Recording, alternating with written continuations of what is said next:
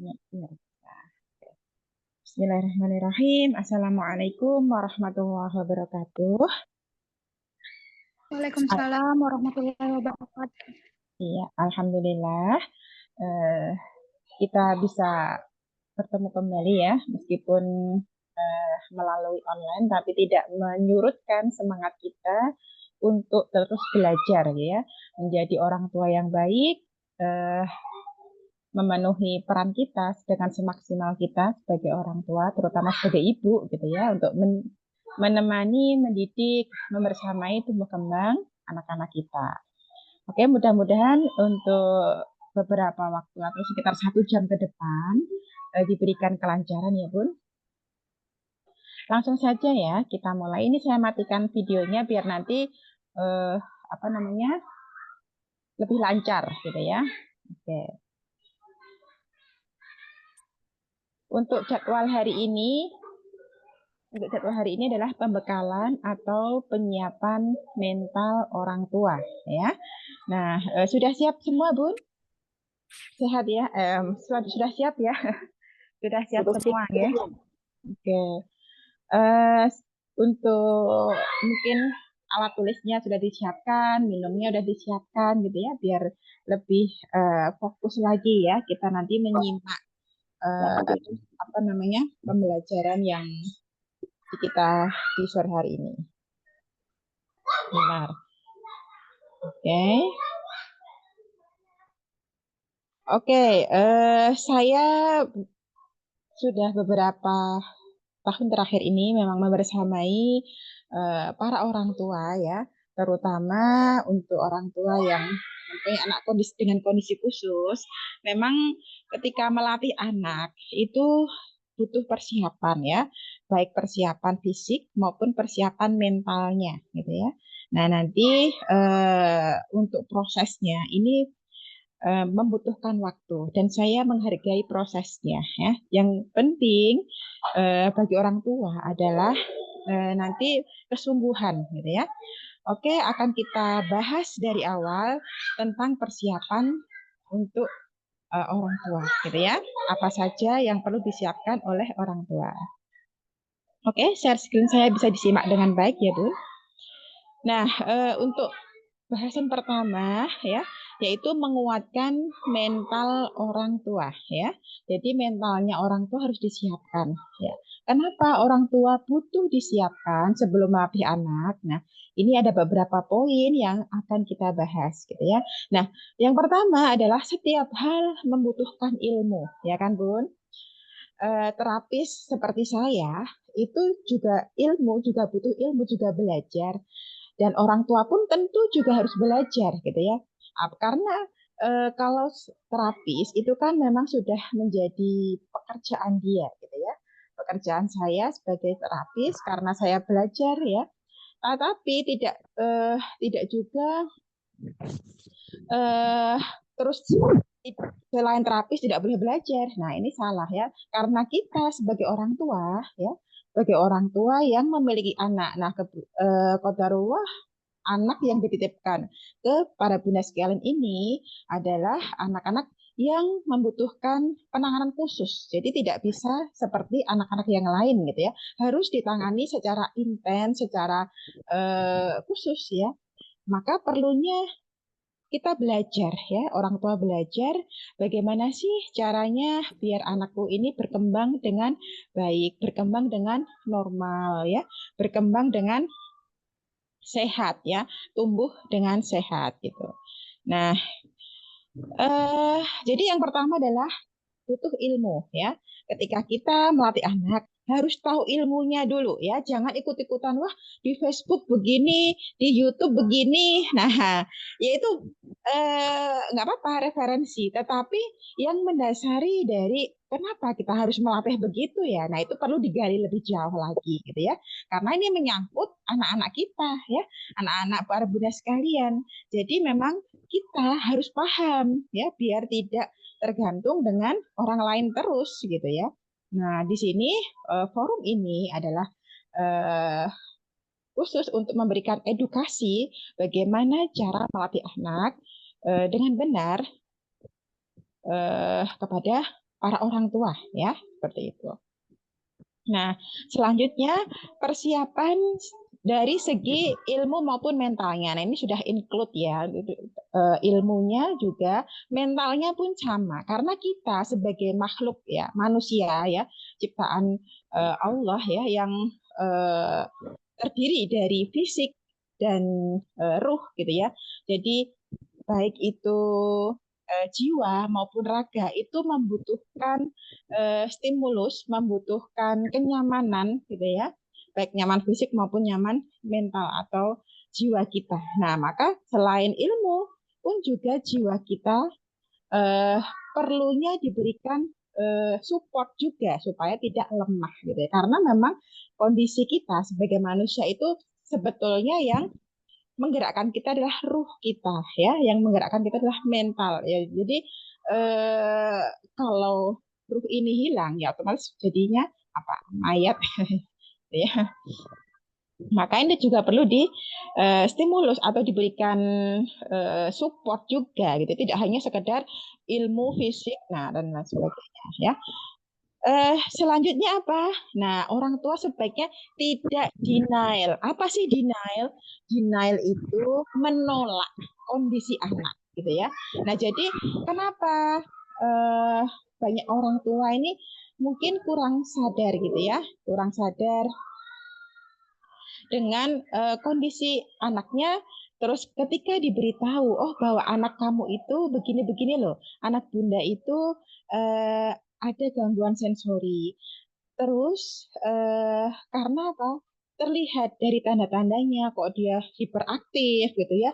Speech delay ada juga. Nah, kalau orang tua denial, menolak kondisi anak gitu ya. Dan akhirnya dia tidak tidak mengambil langkah selanjutnya, akhirnya yang terjadi pada anak apa ya? Anak akan terus-menerus berkembang dengan pola yang salah gitu ya. Nah, maka yang pertama kali harus kita lakukan adalah menerima dulu. Kan kalau di belangko asesmen itu kan saya berikan di pertanyaan di bagian akhir, apakah orang tua menerima kondisi anak gitu ya. Nah, ada yang sulit, ada yang sudah menerima sepenuh hati gitu ya, karena memang melalui berbagai macam proses tentunya ya. Sebelum Bunda masuk ke sini kan Bunda sudah mengolah ya, mengolah hati, mengolah pikiran, bagaimana ini kondisi anakku, terus masuk ke memeriksakan ke dokter yang bersangkutan, mungkin entah itu dokter anak, dokter rehabilitasi medis, dan bahkan ikut terapi juga. Nah, kan sudah melalui proses yang panjang gitu ya, dan akhirnya menerima, mau nggak mau menerima gitu ya. Nah, ini terus setelah menerima apa? Nantinya akan mengambil langkah yang dirasa atau dipikir dia tepat untuk menangani atau memberikan solusi pada si anak tersebut. Nah, jadi yang pertama harus menerima dulu, setelah itu baru bisa melangkah ke arah selanjutnya. Kalau menolak gimana? Nah, dia tentu tidak akan tidak akan memberikan langkah berikutnya ya. Jadi yang pertama tadi saya pikir kalau Bunda yang di sini sudah bisa memahami kondisi anak sehingga ketika di rumah itu jangan sampai kita eh, banyak emosinya ya, memang itu terkadang menguras emosi ya Bun, tapi kita perlu memahami bahwa memang anak itu kondisinya tidak normal, anak ini kondisinya tidak normal, di dalamnya memang membutuhkan support dari kita. Bagi yang mungkin baru mulai melatih, sangat sangat sangat apa ya, effortnya sangat besar gitu ya, tapi nggak apa-apa, insya Allah akan berproses ya. Terus selanjutnya bisa berpikir tentang apa yang dikerjakan selanjutnya. Nah, setelah kita menerima, tentu cari solusinya. Langkah berikutnya apa ya yang bisa aku kerjakan untuk men, eh, supaya anakku ini bisa kembali normal atau bisa setidaknya mandiri gitu ya. Pikiran kita kan seperti itu. Maka langkah-langkah tentu akan ditempuh, entah itu terapi, entah itu mengajari anaknya, dan berbagai macam tindakan yang dilakukan oleh orang tua gitu ya. Nah, tindakan yang Anda lakukan semua ya, jadi Bunda lakukan ini adalah sudah tepat ya. Karena apa? Bunda berusaha belajar ya, bagaimana sih cara melatih anak. Ya, mungkin banyak yang sudah searching ya, entah itu di media sosial ataupun di Google ya. Apa sih? Nah, cuman untuk pelatihan atau cara yang seperti ini sulit didapatkan di Google karena apa? Karena ini dimulai dari urutannya gitu ya. Kalau di Google kan seperti mencari jarum dalam jerami gitu ya. Sulit. Jadi hanya sekedar potongan-potongan ya cara melatih anak lompat atau cara melatih apa macam-macam. Nah, cuman itu kalau dilakukan sulit ya kan, Bun? Di rumah anak kan sulit ya kalau dilakukan dari mungkin Bunda banyak sekali ya aktivitas yang bisa didapat dari YouTube kah, dari Google kah, atau dari luar gitu ya. Tetapi sulit untuk diterapkan karena apa? Memerlukan tahapan ya, tahapan yang harus dilalui anak terlebih dahulu dan ini yang tidak bisa didapat di luar gitu ya. Harus belajar dulu gitu. Jadi Bunda alhamdulillah ya sudah diberikan kesempatan untuk belajar gitu ya, maka dimanfaatkan waktunya atau momennya ini dengan sebaik-baiknya ya. Jangan sampai nanti disia-siakan. Oke. Nah, tujuan belajar apa ya? Kalau saya sebagai terapis ya untuk memberikan terapi kepada anak-anak. Nah, kalau orang tua untuk mendidik ya supaya anak itu lebih lebih tidak bergantung pada orang lain, entah itu pada bundanya, pada terapisnya dan lain sebagainya ya. Jadi kan selama ini orang tua menyerahkan pada terapis dan orang tua ketika di rumah mungkin hanya sekedar diberikan home program saja yang Bu nanti di rumah tolong dilatih melompat, di rumah tolong dilatih naik papan titian. Cuman caranya bagaimana? Terus apa namanya? Ini kenapa aku harus melatih anak seperti ini? Dilatih ronce-ronce, dilatih sendok-nyendok dan lain sebagainya yang PR yang diberikan PR oleh terapis gitu ya. Nah, itu hanya sekedarnya saja tanpa tujuan. Jadi seakan-akan itu kurang kurang apa ya? Kurang greget gitu ya. Kurang kurang ngeh ya, kurang ada kesungguhan ya, cuman sekedarnya aja. Nah, kalau Bunda belajar di sini gitu ya. Kenapa sih ya kita melatih anak melompat? Kenapa sih ya kita melatih anak untuk eh, jalan di papan? Saya berikan penjelasannya supaya apa? Supaya Bunda itu paham sehingga ketika melatih anak itu muncul, jadi tidak garing gitu ya istilahnya ya. Jadi kesungguhan itu muncul oh ini ya untuk melatih sensori vestibularnya gitu ya. Nah, mulai agak keren-keren dikit gitu ya, mengenal sensori, mengenal apa namanya fungsinya, terus latihannya apa aja ya meskipun belum menguasai semuanya itu butuh proses gitu ya. Tapi nggak apa-apa, yang penting ada kesungguhan dari Bunda untuk belajar, apalagi ayah sama Bunda. Nah, itu bagus gitu ya.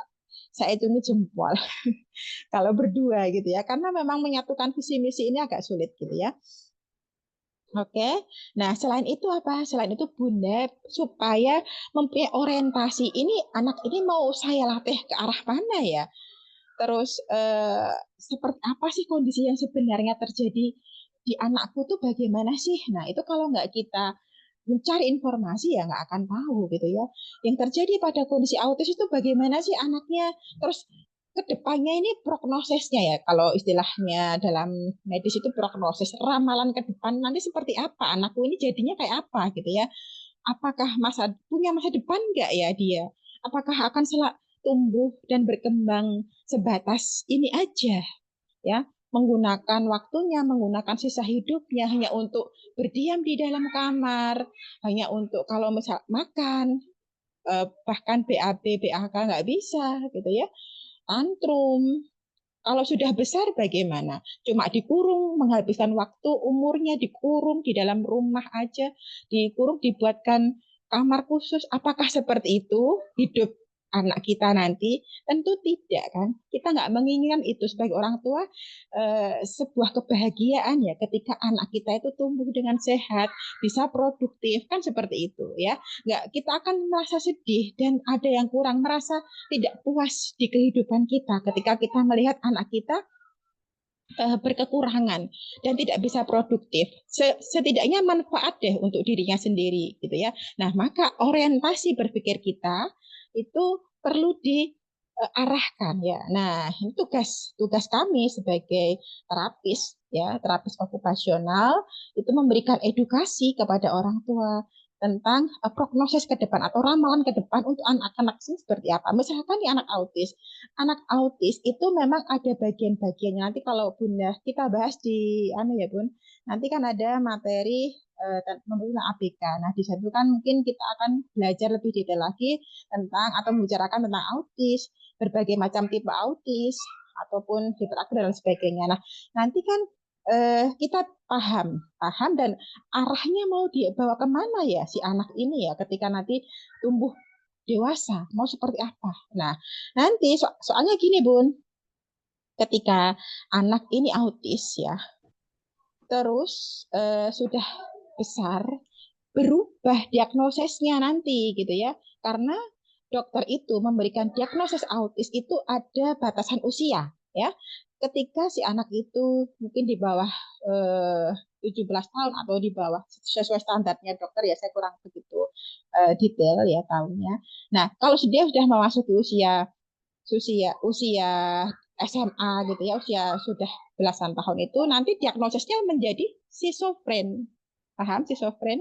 Ya. Jadi jangan sampai ya kita mengejar tapi kita nggak paham misalkan anak autis kita kejar untuk akademiknya. Nah, padahal IQ-nya nggak nyampe, nggak bisa gitu ya.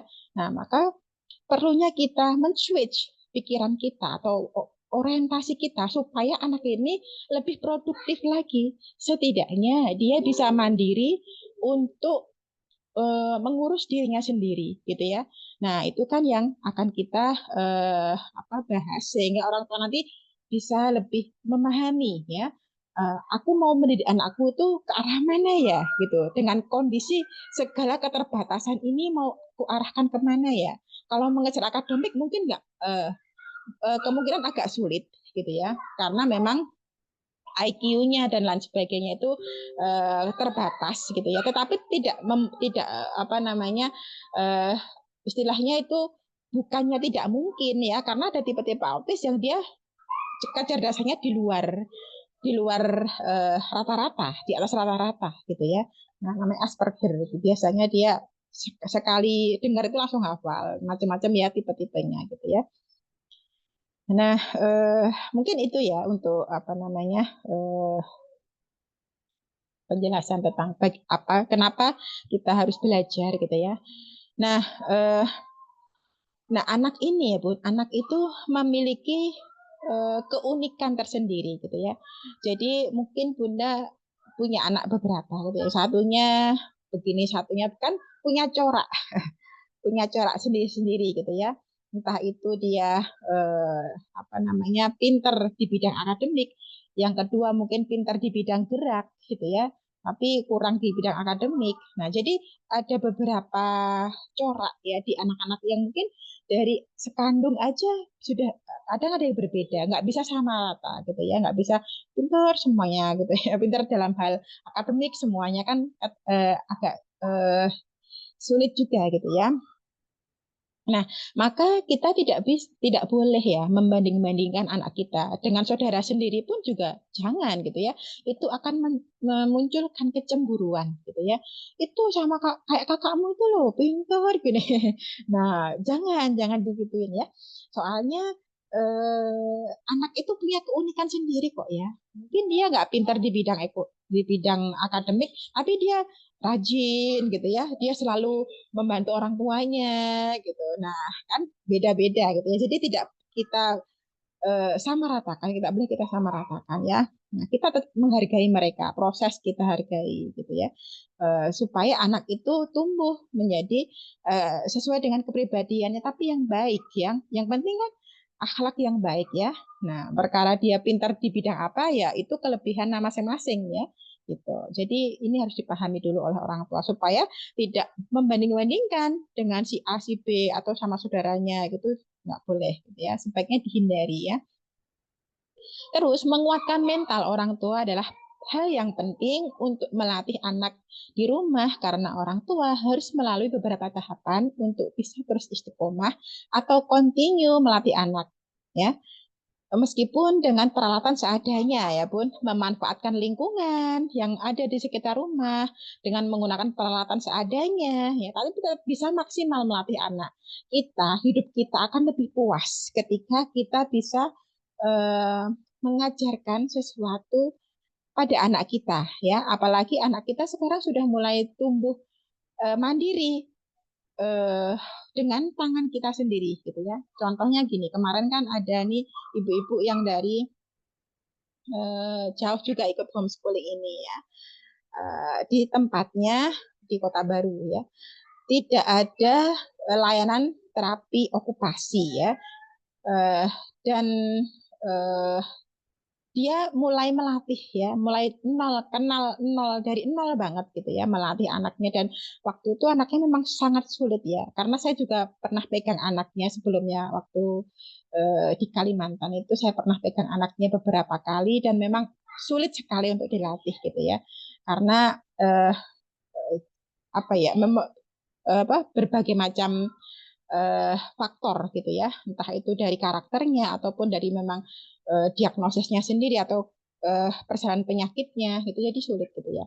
Tapi ketika ibunya itu berazam, ketika ibunya itu punya kesungguhan untuk melatih anaknya, sekarang anaknya sudah mulai ngomong. Awalnya sama sekali nggak mau ngomong, dan itu ketika dia lakukan dengan sentuhan tangan ibu sendiri, artinya tidak ada sentuhan terapis sama sekali, hanya sekedar memberikan arahan aja ya terapisnya ya, memberikan arahan, memberikan edukasi. Nah, terus ibunya yang sendiri yang melatih itu memberikan kepuasan batin ya bagi orang tua gitu ya, ketika dia berhasil melatih anaknya dan jadi seakan-akan tuh keringatnya itu terbayar. Sudah senang alhamdulillah gitu ya. Ya, maka sedikit ada progres atau peningkatan itu harus disyukuri ya, harus disyukuri. Karena ketika kita bersyukur, maka Allah akan menambah nikmatnya, ya, gitu ya.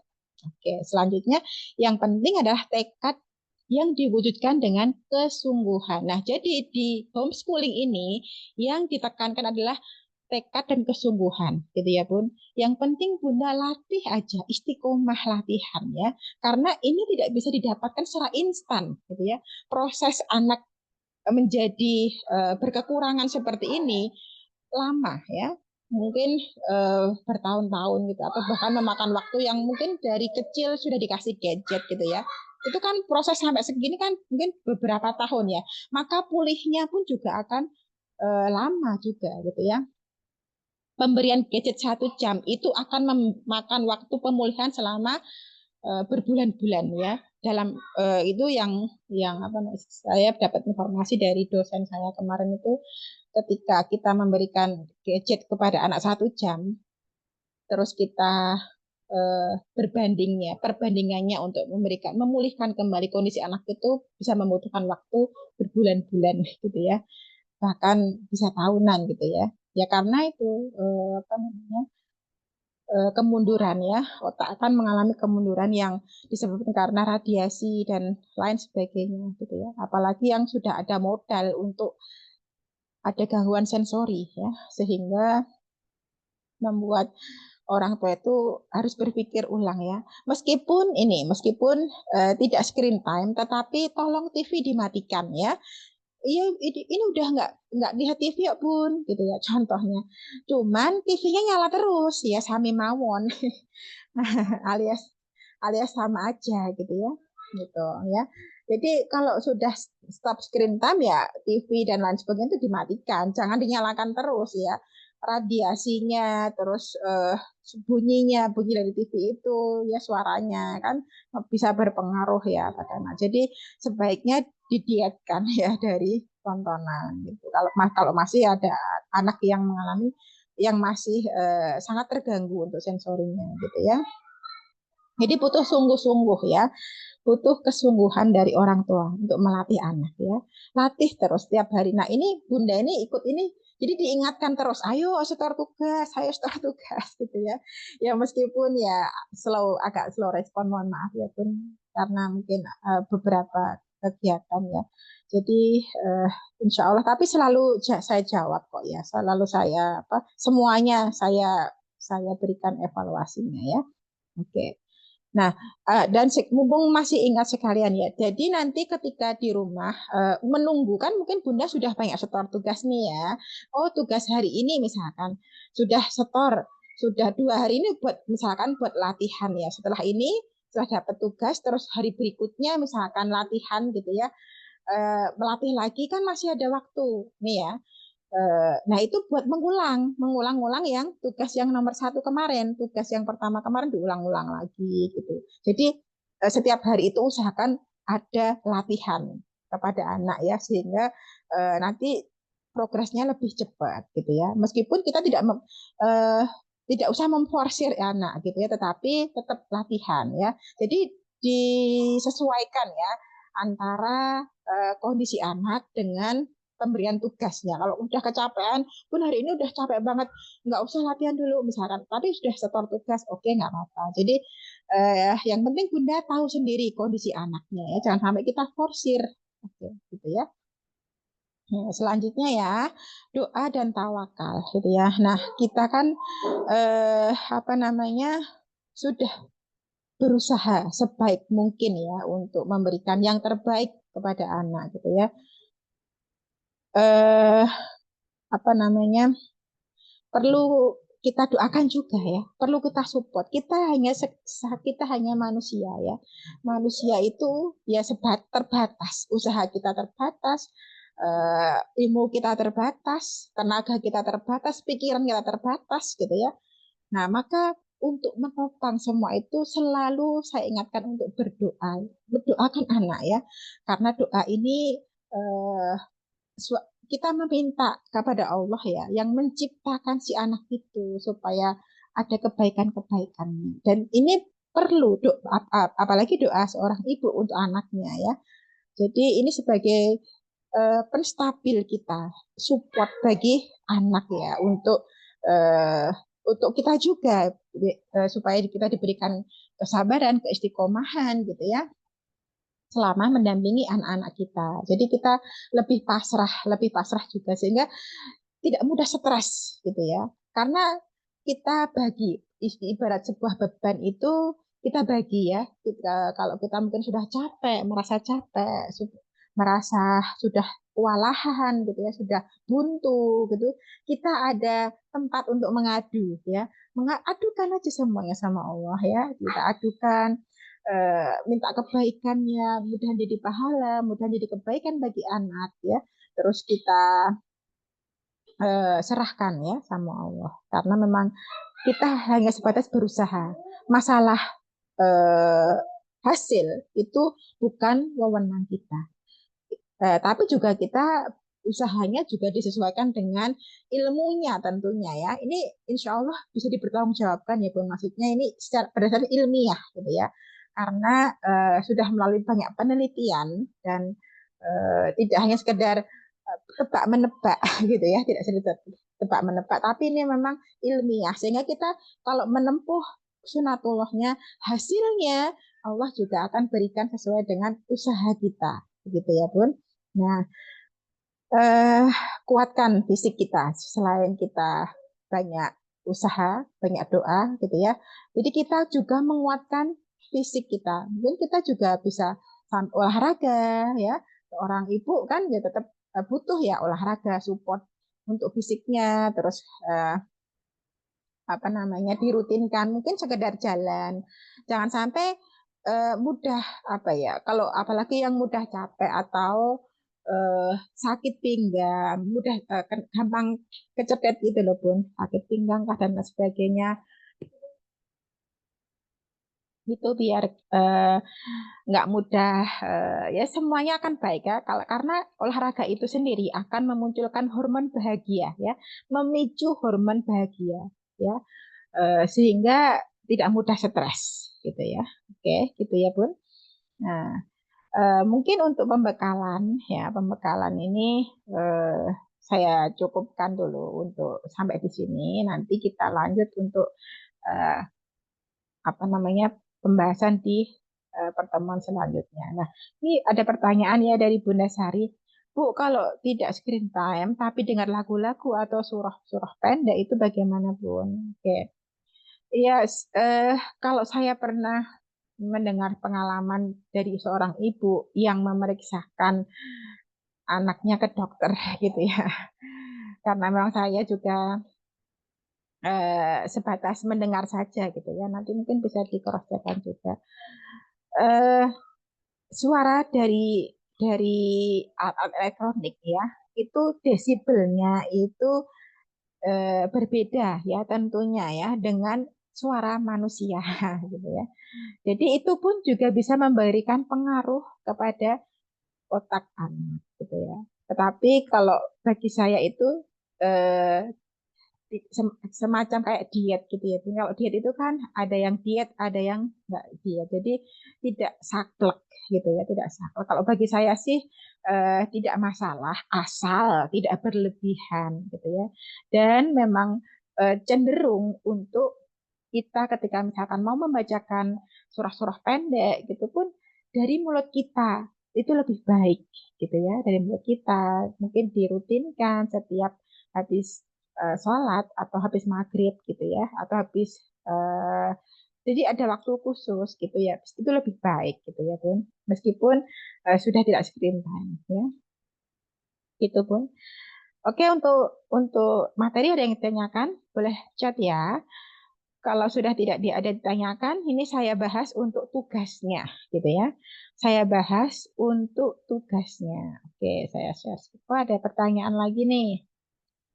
Oh, oh ya, oke, siap ya.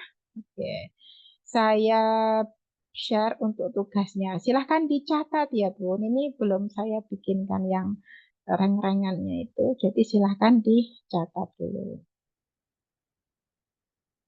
Nah, untuk tugas ya di hari ketiga ya, nanti latih anak untuk merangkak di terowongan. Ini untuk ini anu ya. Anak kurang ini salah. Ini tanda-tandanya masih apa? Tandanya salah. Ini kurang dari 6 tahun maksud saya ya. Jadi perlu diganti dia. Eh Latih anak merangkak di terowongan pun nggak ada terowongan di rumah gitu ya. Ya bagi yang punya terowongan boleh pakai. Kalau yang nggak punya gimana? Bisa menggunakan yang ada di mana itu, kolong-kolong meja boleh ya.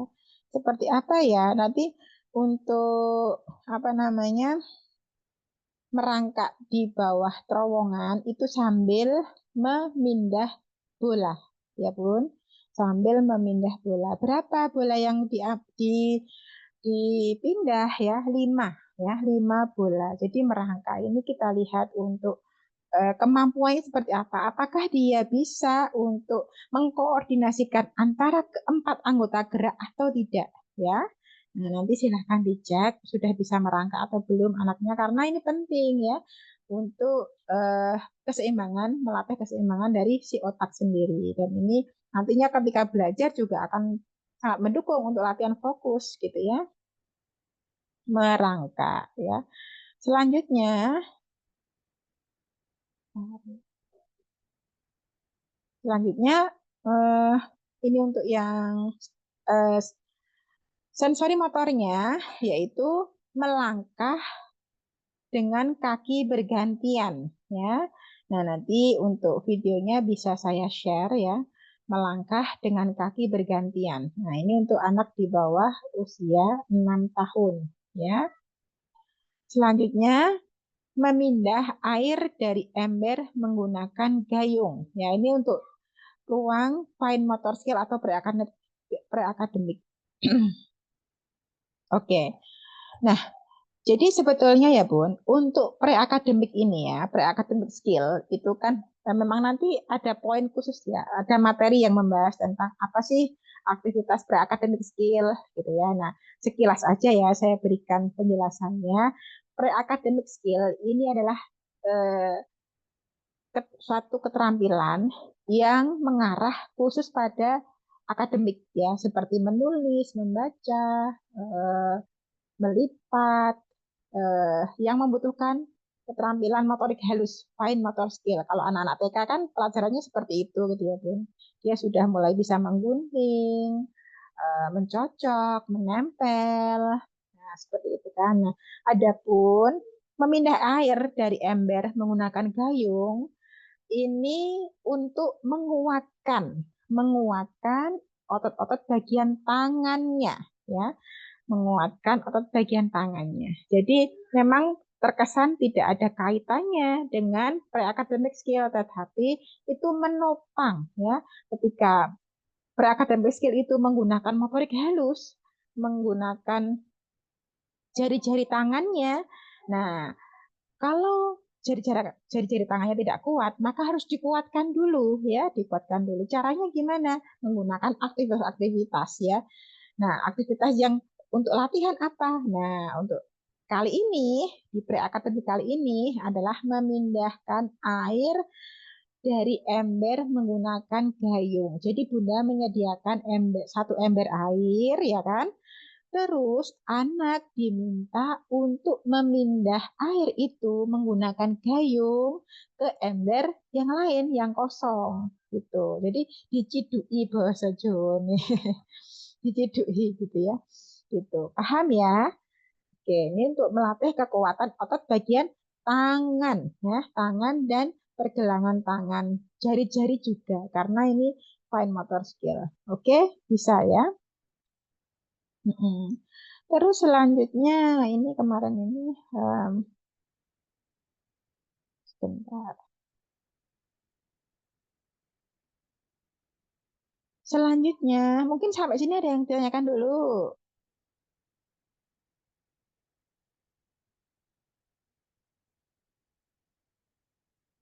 Nggak ada ya. Sudah ada, Bunda. Oke, sudah paham ya. Sudah paham.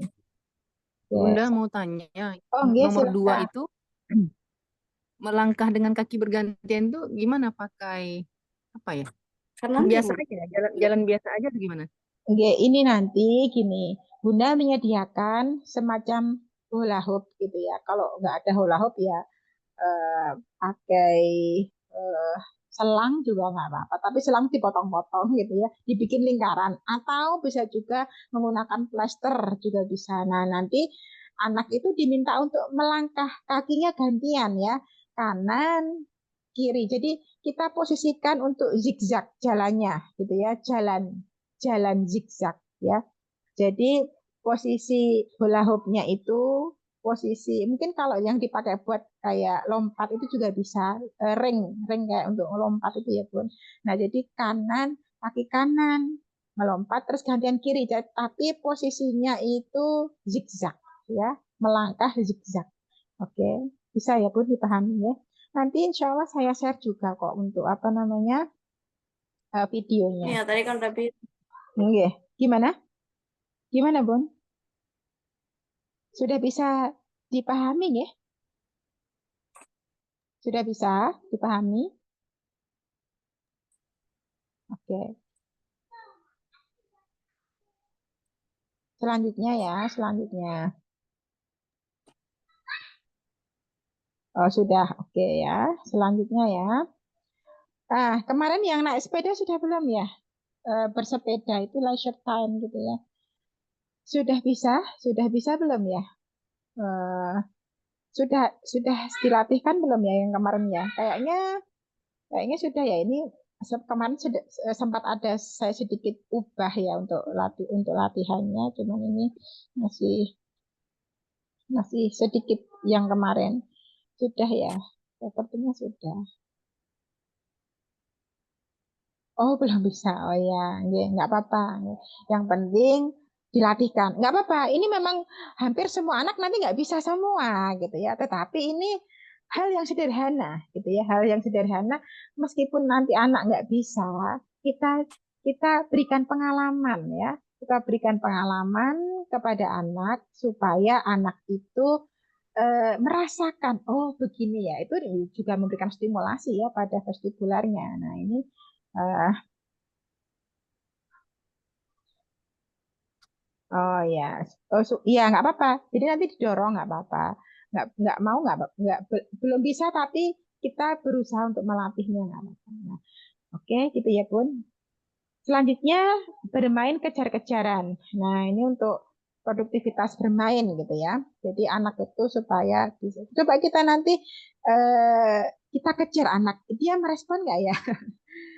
Ya, ayo kejar-kejar tangkap gitu ya. Kalau misalkan menangkapnya ini nanti Bunda silahkan menggunakan selimut ya. Selimut untuk mengurung ya. Selimut untuk mengurung si anak gitu ya supaya anak itu semacam didekap gitu ya, didekap dengan erat ya, didekap dengan erat.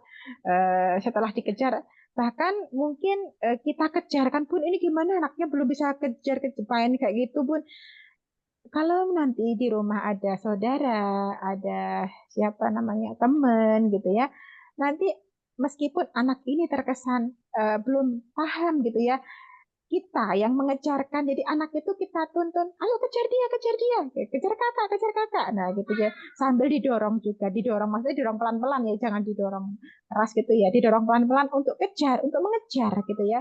Nah, terus kalau misalkan yang tidak ada teman gitu sama bundanya sendiri aja itu nggak apa-apa, ayo kejar tangkap gitu ya, tangkap terus dipeluk pakai selimutnya itu gitu, terus ditekan sedikit, ditekan itu akan memberikan sensor stimulasi proprioseptif pada si anak ya, seperti anak mungkin akan eh, agak exciting sedikit, nggak apa-apa itu dimunculkan ya, dimunculkan apa namanya ekspresinya ya, hore ketangkap gitu, kejar lagi, dan ini bisa diulang beberapa kali gitu ya sampai anaknya itu menunjukkan ekspresi, kadang nih ada anak yang apatis gitu ya, apatis itu cuek, entah dia mau dikejar mau ngejar dia nggak paham apa-apa gitu ya. Nah itu nggak apa-apa, kita yang berusaha ya, ayo siapa gitu ya, misalnya kejar kejar tangkap, ye tangkap, kadang agak digoyang-goyang dikit gitu, biar dia aware, hey ini kejar-kejaran gitu ya, ini dipeluk nih, dipeluk gitu ya, kadang digoyang-goyang dikit gitu. Nah itu untuk memunculkan awareness-nya ya, memunculkan kesadaran diri dia gitu ya, seperti itu. Nah, selanjutnya untuk pembekalan iman kita mengajarkan adab, gitu ya. Kemarin yang kemarin-kemarin diulang-ulang nggak apa-apa. Siapa Tuhanmu, siapa nabimu, gitu ya. Nah, sekarang kita mau belajar ya adab masuk kamar mandi. Ya, adab masuk kamar mandi itu menggunakan kaki kiri. Mana kaki kirinya? Gitu contohnya ya. Kaki kirinya mana? Yuk, kaki kiri adik mana? Ini kaki kirinya. Jadi selain kita mengajarkan adab, kita pun juga apa namanya belajar mengajarkan anak untuk mengenal kanan dan kiri ya, visual persepsi itu ya, visual persepsi ya, mengajarkan visual persepsi. Nah kaki kanan yang mana, kaki kiri yang mana, ayo langkahkan dulu kaki kirinya ya, itu udah gitu ya, atau ambil baca doa juga meskipun anak belum bisa ya kita yang bacakan nggak apa-apa, doanya gimana, Allahumma inni a'udzubika minal khubuthi wal khaba'ith gitu ya. Ayo kakinya apa melangkah kaki kirinya. Nah, itu diajarkan gitu gitu ya. Pun meskipun itu semua kita yang ngomong, kita yang melangkah kan nggak apa-apa gitu ya. Jadi bundanya yang eh, mulai agak cerewet, cerewet dalam tanda kutip ya, cerewet dalam hal baik mendidik anak gitu ya. Eh, jadi mulai dimunculkan pun, tapi saya nggak biasa kayak gitu, nggak apa-apa. Ini mulai sama anak mulai ya, mulai agak cerewet gitu ya.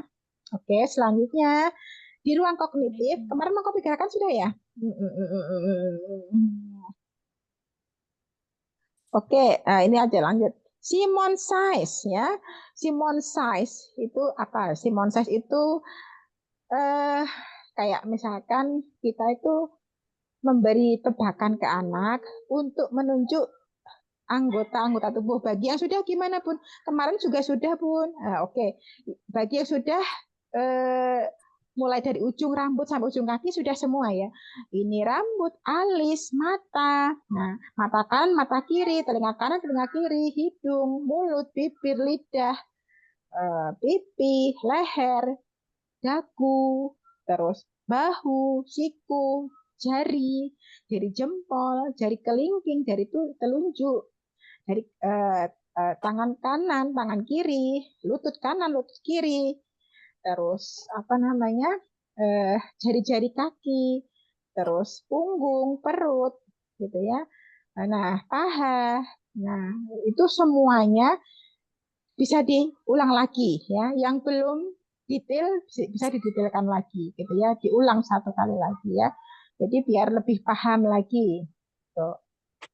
Ya, bagi yang belum yang sudah itu tadi lebih detail, yang belum ya silahkan diulang lagi ya untuk kognitifnya. Kemarin mengcopy gerakan sudah, yang lebih kompleks juga sudah. Nah, Simon Size atau bisa juga yang kita bisa eh, tunjuk mata, tunjuk hidung, tunjuk mulut, tunjuk lutut kanan, tunjuk kelingking, jari kelingking. Nah, itu coba cek dulu lagi ya. Oke, untuk ruang kemandirian silahkan untuk anak di bawah 6 tahun diajarkan untuk memakai celana ya, memakai celana sendiri ya. Mungkin Bunda caranya gimana caranya? Oke, bisa duduk dulu ya, bisa duduk. Coba kaki kanannya dimasukkan, terus kaki kirinya coba dinaikkan nih, ditarik gitu ya, tarik apa namanya untuk naik ke atas itu kolornya gitu ya. Nah, itu bisa apa namanya dilatihkan gitu ya, karena itu masuk ke ruang kemandirian. Biar anak ada pengalaman, jangan dipakaikan terus gitu ya, nanti dia nggak belajar ya. Untuk ruang verbal masih makas mulut dan oral motor. Ini saya share untuk aktivitasnya ya. Jadi oral motor itu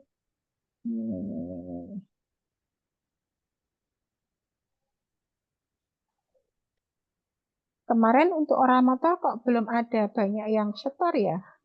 Untuk oral motornya ya.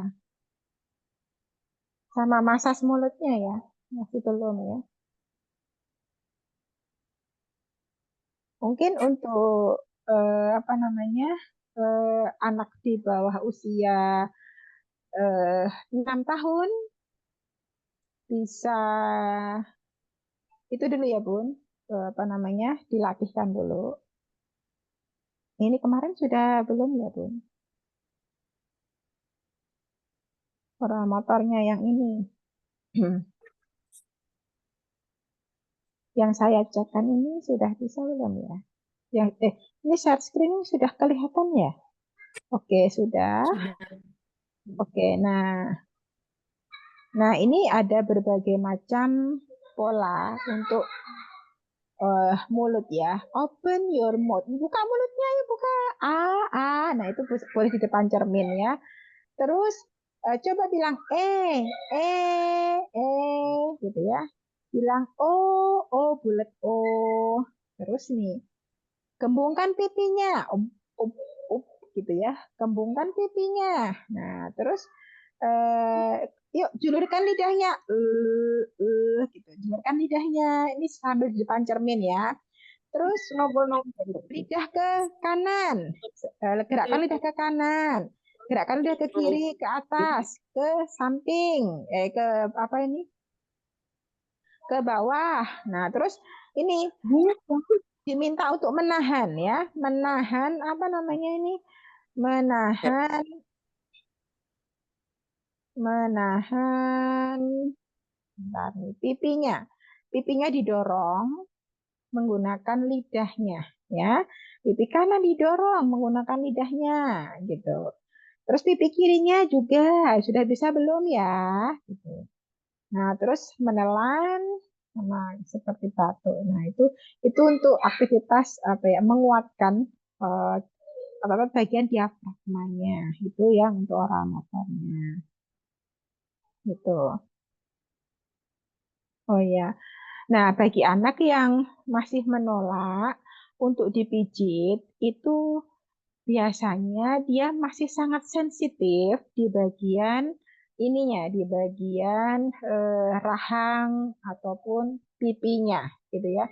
masih sangat sensitif. Nah, itu pelan-pelan aja, Bun. Kadang nih pas gosok gigi, kemarin gosok gigi belum banyak yang setor ya.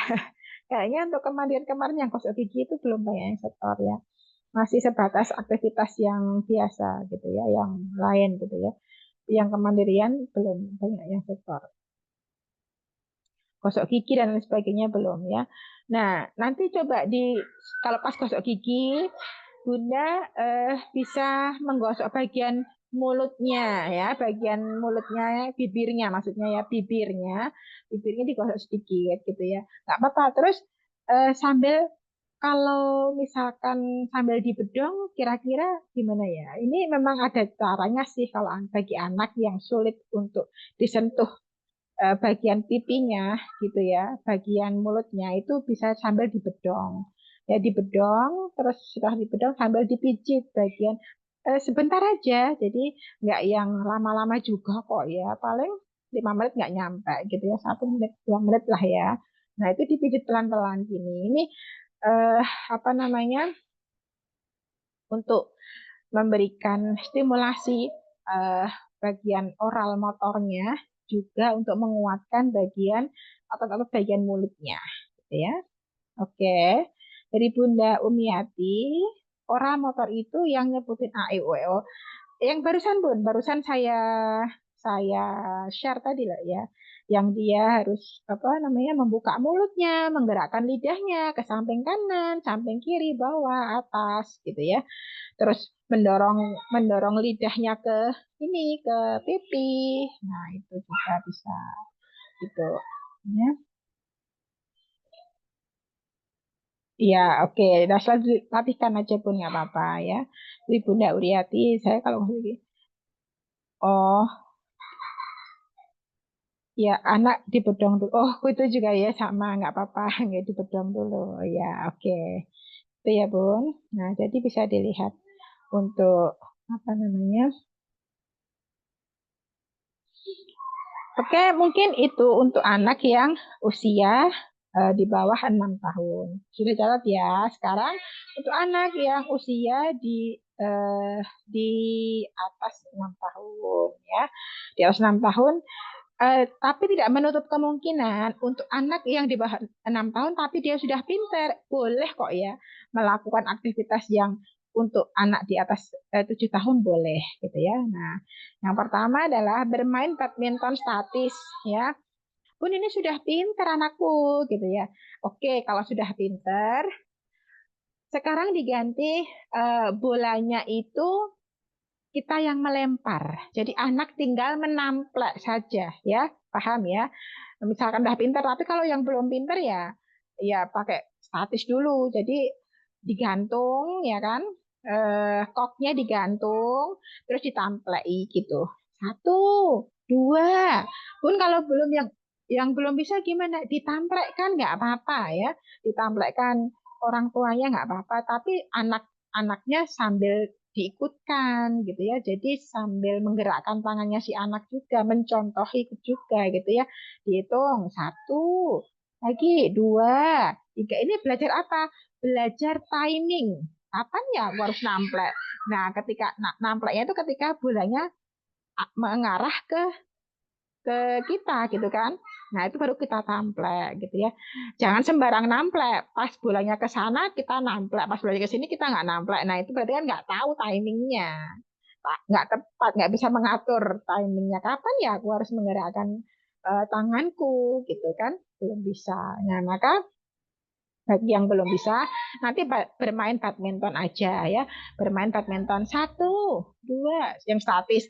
Tapi kalau yang sudah bisa, bundanya tinggal melempar bola aja, kasih 10 bola gitu ya. Ayo tampil, ya gitu ya. Nanti boleh juga diarahkan juga nggak apa-apa. Jadi anak tinggal namplek gitu aja, bundanya yang melempari bola ya. Ini juga belajar timing. Timing ini nanti hubungannya dengan apa? Vestibular ya. Hubungannya dengan sensori vestibular pada anak gitu ya. Nah, selanjutnya selanjutnya lompat zigzag ya. Bagi yang sudah bisa melompat, lanjut dengan pola zigzag ya. Pola zigzag seperti apa? yang ya zigzag gitu ya.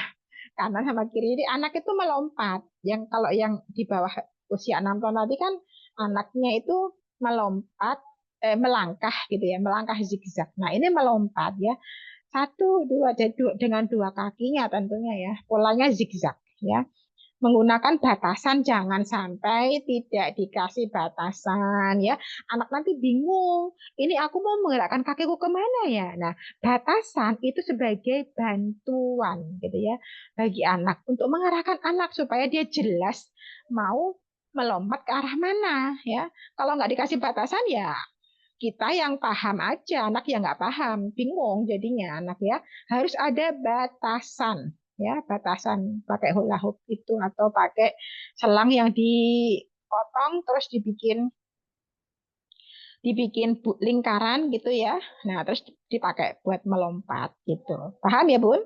Yang untuk anak usia di atas 7 tahun, paham ya? Selanjutnya, memindah air dengan ember. Nah, kalau yang tadi memindah gayung, memindah air dengan gayung, sekarang memindah air dengan ember, gitu ya. Jadi untuk menguatkan otot bagian tangannya, ya. Jadi nanti Bunda menyediakan satu ember yang besar, gitu ya. Nah, anak memindah menggunakan ember kecil, gitu ya. Boleh menggunakan ketika membawanya itu boleh menggunakan kedua tangannya atau itu loh istilah Jawa itu nyangking. Nyangking kan beda dengan apa ya? Ya, ya cuman tangannya gini. Kalau apa namanya membawa pakai ember kecil itu boleh pakai eh, dengan cangkingan tuh ya kanan sama kiri gitu ya, tidak cuma satu saja gitu ya. Tapi kalau yang menggunakan dua tangan membawanya dengan kedua tangan ya nggak apa-apa, memang sudah dua tangan gitu ya.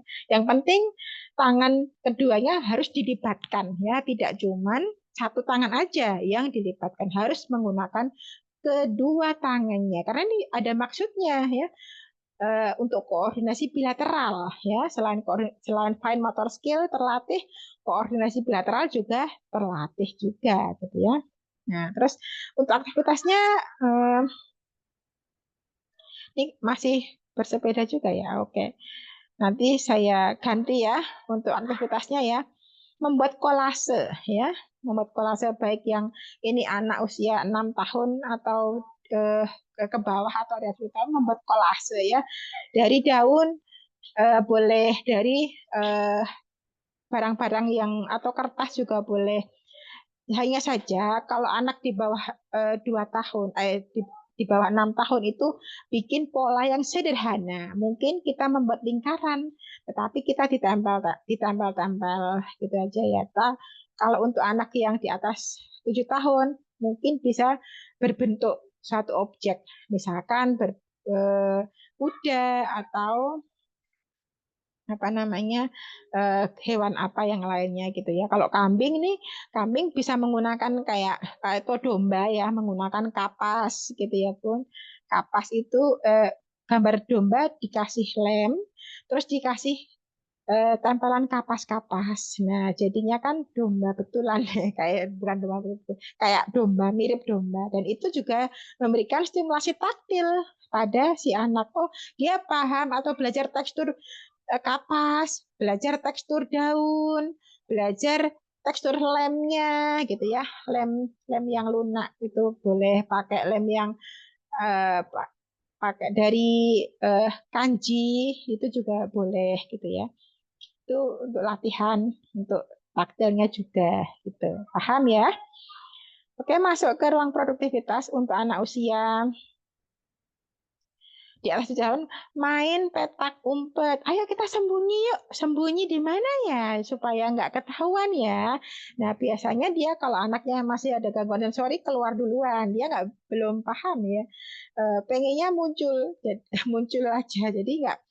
Nah, cuman ini kita latihan gitu ya, namanya latihan. Kita sembunyi di bawah meja yuk. Nah, gitu. Nggak apa-apa diajari ya. Kita sembunyi di balik lemari yuk, supaya nggak ketahuan yuk. Nah, gitu diajari, namanya belajar ya. Paham ya? Untuk karena apa?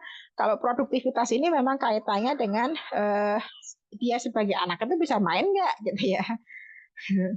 Kalau kita sebagai ibu kan kita bisa ya bersih-bersih, bersih-bersih rumah, kita bisa masak, kita bisa nyuci dan lain sebagainya, menyiapkan sarapan, menyiapkan makanan. Nah, itu kan kita produktivitas kaitannya dengan peran kita sebagai ibu. Nah, kalau dia sebagai eh, anak gitu ya, sebagai teman, bisa nggak dia main?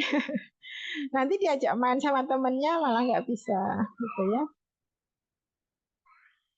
Oke, ini ya, Bunda usia di bawah 6 tahun berarti yang bersepeda itu diganti buat lingkaran. Iya, iya Bun. Iya, karena kemarin saya pikir untuk sepeda sudah ya. Anak yang di bawah usia 6 tahun sudah naik sepeda ya. Sudah saya kasih PR naik sepeda kan. Sudah naik sepeda. Jadi ini saya ubah jadi eh, bikin kolase ya. Bikin kolase dari berbagai macam tekstur ya. Bisa daun, bisa kapas gitu ya. Atau bisa yang lainnya gitu.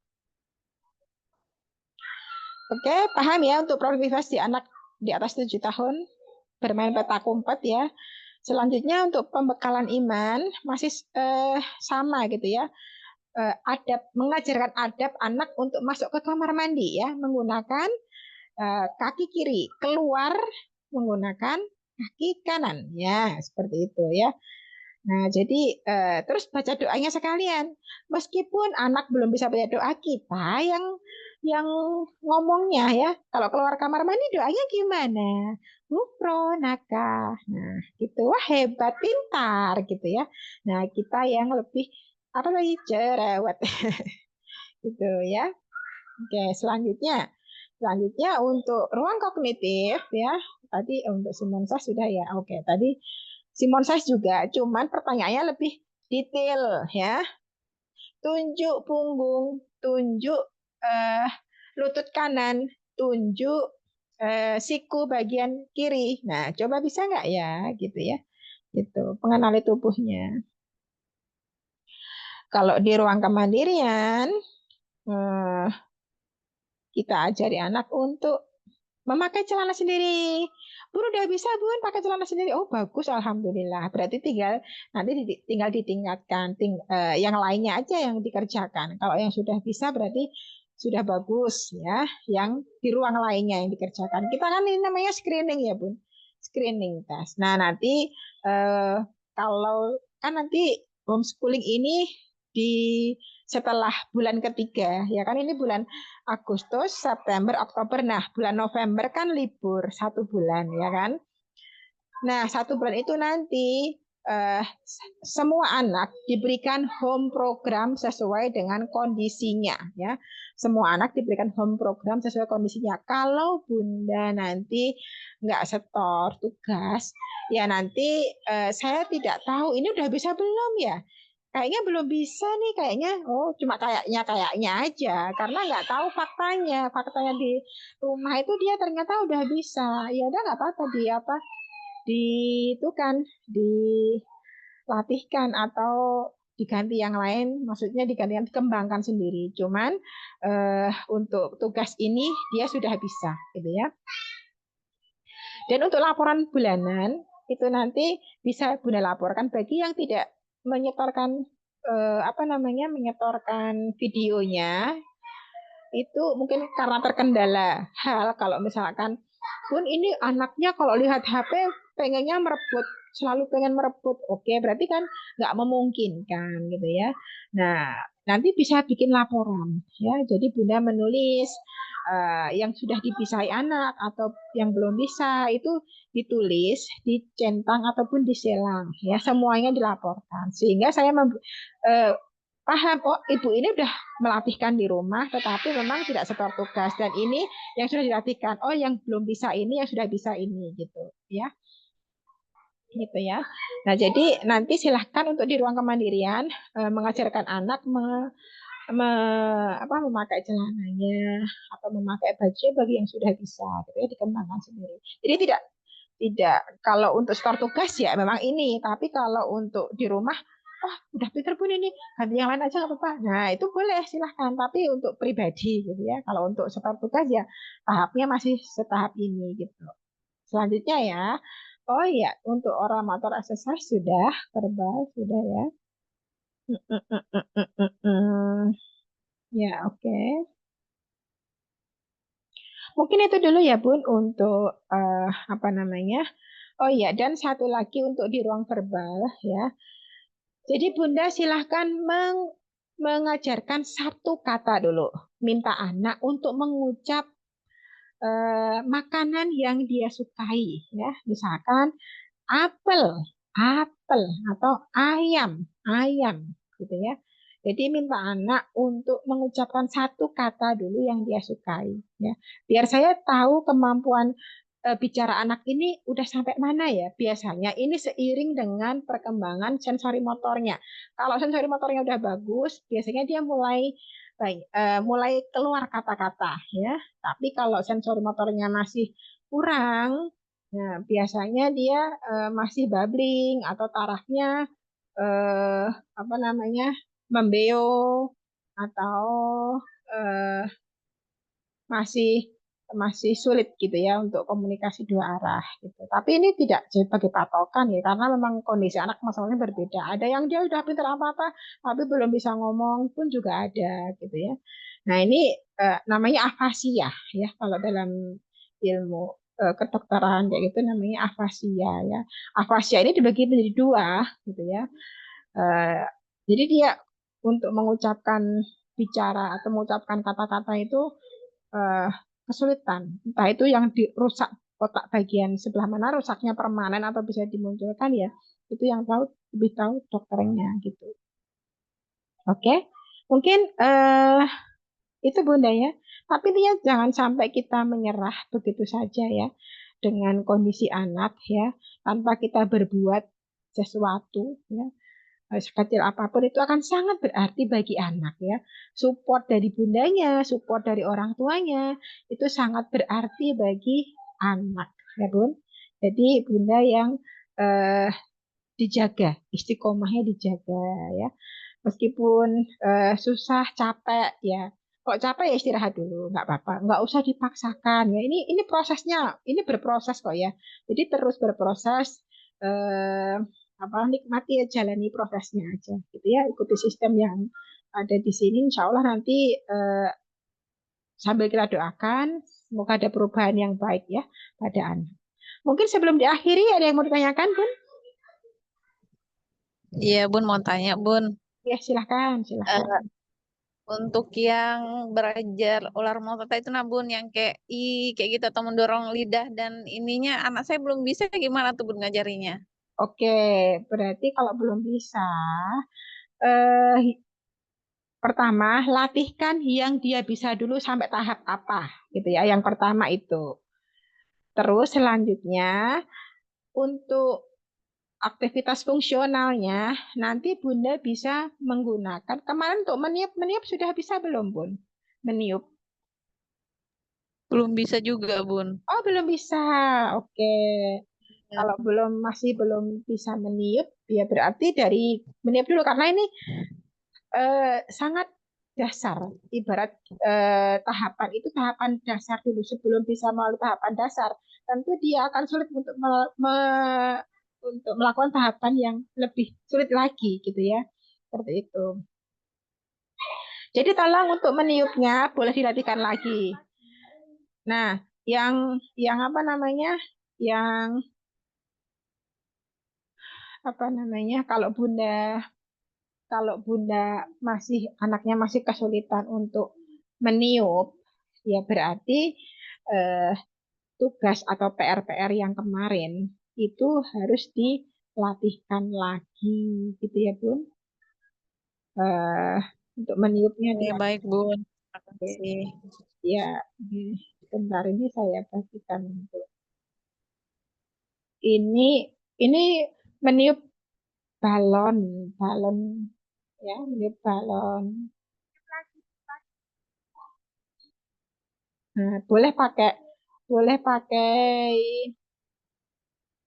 balon kayak gini juga boleh. Atau pakai gelembung kayak kemarin juga boleh biar ada sensasinya. Terus kumur-kumur juga boleh gitu ya. Nah, kemarin yang untuk untuk apa gosok giginya kok saya belum banyak melihat ya. Ada beberapa sih yang sudah setor, cuman yang lainnya kok kayaknya masih masih belum ya. Nggak apa-apa ya Bun. Bun, tapi aku malu kamar mandiku gini-gini. Nah, nggak usah malu gitu ya. Yang penting anak itu eh, kita ajari gitu ya, kita ajari. Gitu. Oke gitu ya. Ini ada pertanyaan lagi ya. Hmm. Oh, belum bisa meniup. Belum bisa niup. Lilin, Lilin juga bisa, udah bisa belum? Kalau belum bisa meniup, ajarin niup terus aja Bun. Sehari bisa diulang-ulang gitu ya. Mungkin pagi siang sore gitu. Tapi juga jangan memforsir anak terus juga sih ya. Jadi ada waktu-waktunya ya. Eh, mungkin hari pas pagi-pagi itu diajarin niup untuk tangannya, ditiupkan untuk tangannya. Nanti siangnya diajarin niup untuk gelembung, sorenya diajarin untuk niup peluit atau trompet atau alat musik seruling dan lain sebagainya gitu ya. Nah, kalau nanti lagi mungkin niup apa lagi gitu ya, niup tisu, niup kertas gitu. Diajari karena itu kalau belum bisa niup ya dia sulit untuk ngomong ya. Karena kan kita kalau ngomong itu kan mengeluarkan udara ya, Bun. Dan ada tekanan juga dari dalam diri kita gitu ya. Nah, itu berarti harus dilatihkan terlebih dahulu untuk tahap awal. Jadi untuk oral motor ini hubungannya juga dengan vestibularnya juga. Kalau vestibularnya masih buruk ya dia akan tentu akan sulit untuk menggerakkan lidahnya, untuk menggerakkan lidah ke arah atas, bawah, samping, samping kiri, ya akan kesulitan gitu ya.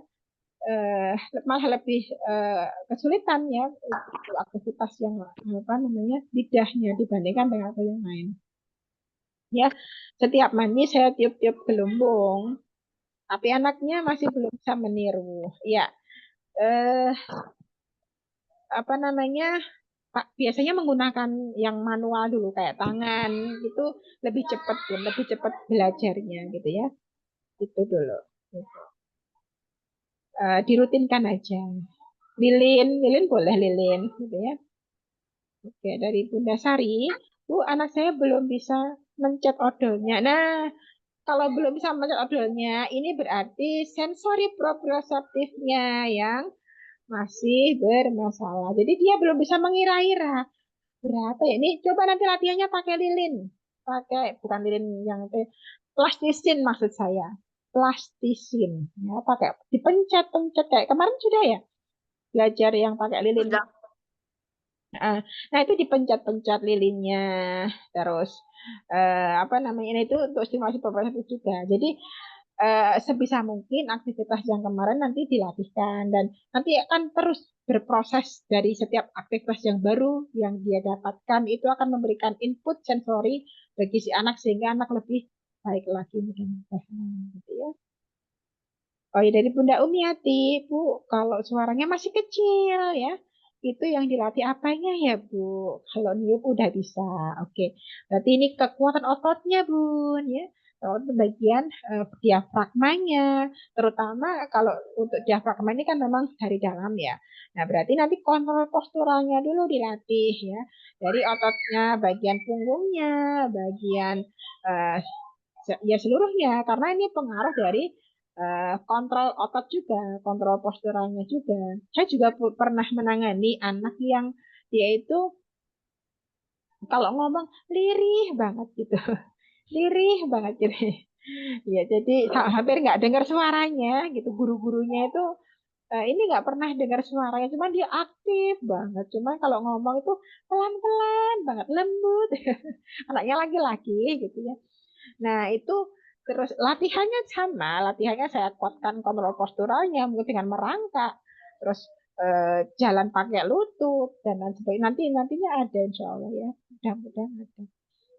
Ada kok ya, tetap ada ya untuk tugas-tugasnya maksudnya ya. Nah, terus ya jadi aktivitas fisik melompat. Nah, itu nanti bisa menguatkan untuk kontrol posturalnya sehingga suaranya nanti diharapkan bisa lebih terkontrol lagi gitu ya kan. Oke. Oke, dari Bunda Lani, kalau kejar-kejaran, anaknya yang dikejar atau mengejar, Bu? Boleh keduanya, Bun. Boleh dua-duanya ya.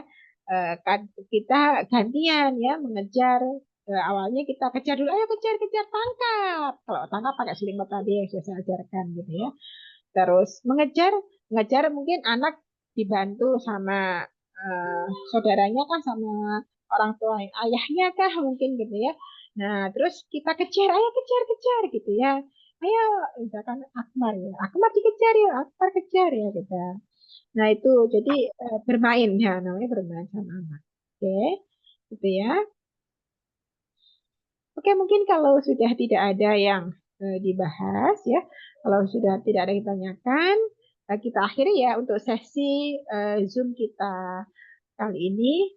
Mudah-mudahan yang sedikit ini bisa memberikan, hmm, kalau mengejar nggak mau, oke ini. Ya kita Bun, kita yang mendorongnya. Bunda yang mendorong anak, ayo digandeng anaknya, digandeng ya. Ayo kejar ayah atau kejar kakak gitu ya, atau kejar temennya gitu ya. Ayo kejar ya. Jadi kita yang mendorongkan, kita yang minta anak untuk lari itu kita gitu. Nah, kalau anak memang belum bisa, iya gitu. Kita yang memintanya untuk mengejar atau menggandengnya gitu ya Bun, semaksimalnya gitu ya. Nah, oke, mungkin ini dulu ya untuk pertemuan kita di sore hari ini. Semoga yang sedikit ini bisa memberikan manfaat ya untuk para bunda sekalian dan bunda sekalian, ayah bunda terutama ya, diberikan kesabaran, diberikan keistiqomahan dalam melatih anaknya selama di rumah, gitu ya. Oke, mungkin apa namanya pertemuan kita cukup sekian, kita cukupkan sekian. Eh, Mohon maaf apabila ada salah kata maupun salah sikap. Nanti bagi yang belum belum apa namanya belum paham bisa bertanya ya, jangan malu untuk bertanya ya.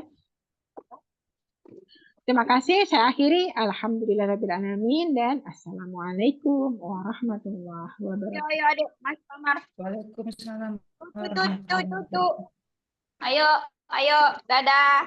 Ayo, lari, lari, lari.